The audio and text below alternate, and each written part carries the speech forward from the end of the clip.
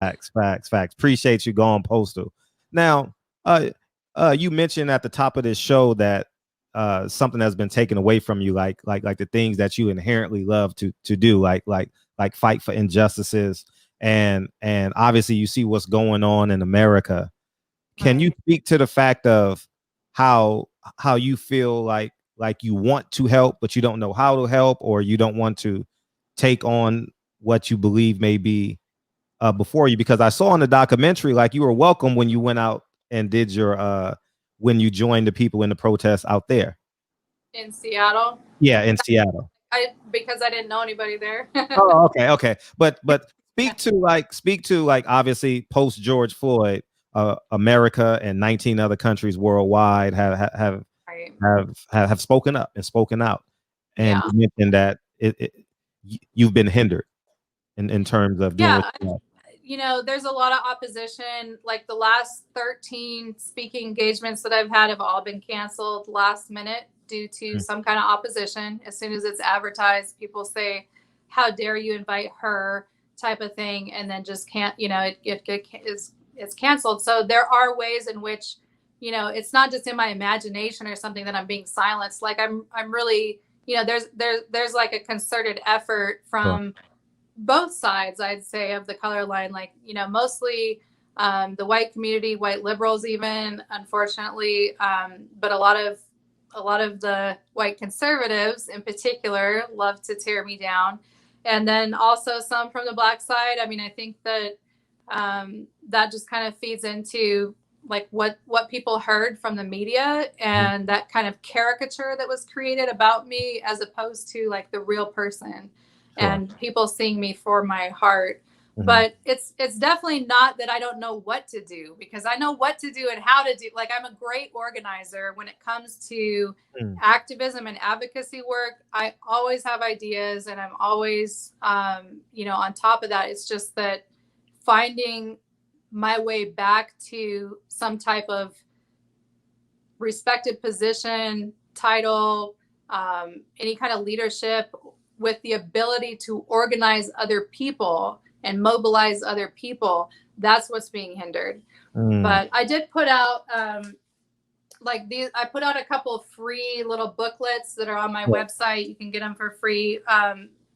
Since the George Floyd situation, one is just like a beginner's guide, basically, to like how to combat hate, racism, and prejudice, and the other one is really about how to end police brutality Mm.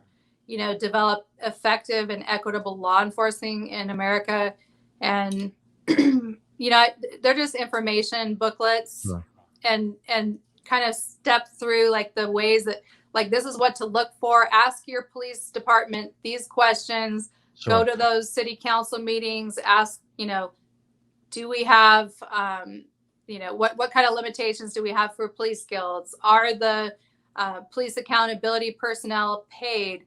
Like in the case of the police commission that I worked on in Spokane, we were unpaid, of course. I was the chair of the commission, but it was kind of more window dressing, because a lot of times when you have an unpaid position, whether it's the NAACP presidencies or that kind of a thing, a lot of retired folk end up in those positions because they don't have the need to get paid, or they're getting their retirement pension or whatever.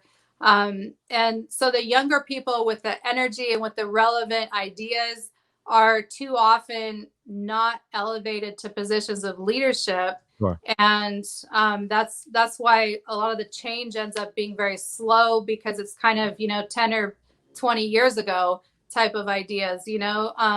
I was actually the youngest NAACP president in the nation when I was the president of the Spokane chapter.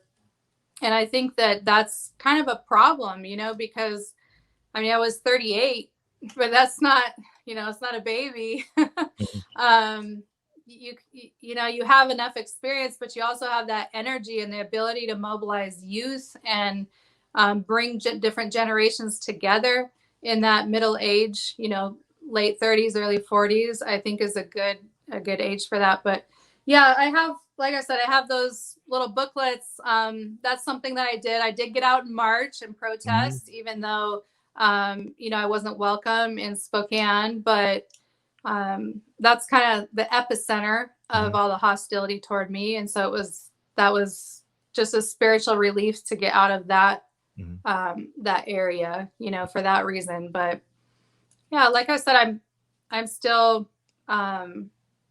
working with nonprofits and trying to get them funding and doing other things. But yeah. Someone asked in the